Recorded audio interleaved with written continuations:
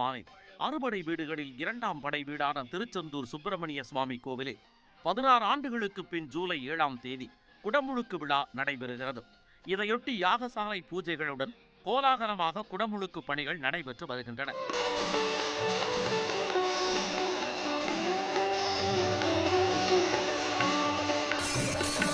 முருகனின் மற்ற 5 படை வீடுகள் குன்றின் மேல் அமைந்துள்ள நிலையில் சற்றே வித்தியாசமாக கடற்பகுதியில் திருச்செந்தூர் கோயில் அமைந்திருப்பதாக எண்ணினால் அதற்கு தானும் விதிவிலக்கல்ல என்கிறது சுப்பிரமணிய சுவாமி கோவில்.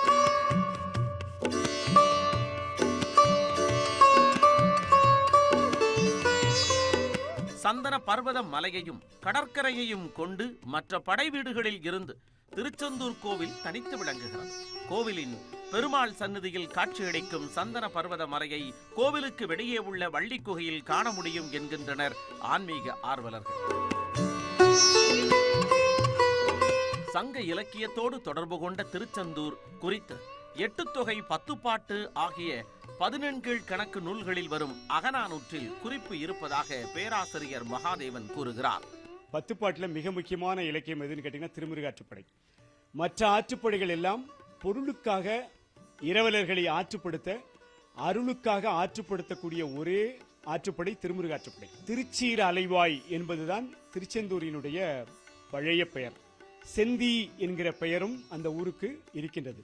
பகைவர்களை அடிக்கும் கடவுளுக்கு மத்தியில் சூரனை சம்ஹாரம் செய்து சேவல் மற்றும் மயிலாக தன்னகத்தே வைத்து வாழ்வழித்த கடவுள் முருகப்பெருமான் என ஆன்மீக சொற்பொழிவாளர் மங்கையர்க்கரசி தெரிவித்துள்ளார். ஒரு அழகான மலையும் கடலும் சார்ந்த இடம். நீங்க 6 படை வீட்டிலேயே பாத்தீங்கன்னா மலை தொடர்புடையதான் பார்க்கலாம். கடலோடு தொடர்புடைய மலையோடு இணைந்த திருத்தலம்னா அது திருச்செந்தூர் மட்டும்தான். இங்க கடலும் இருக்கு, மலையும் இருக்கு. லோக நலன், பரலோக நலன், முக்தி நலன் என 3ஐயும் தரும் கடவுளாக முருகன் விளங்குவதாக தான் எழுதிய திருப்புகழ் நூலில் முருகன் புகழ் பாடியுள்ள அருணகிரிநாதர் மலைகளிலேயே சிறந்த மலையான கைலைக்கு ஈடான திருத்தலம் திருச்செந்தூர் என குறிப்பிட்டுள்ளார்.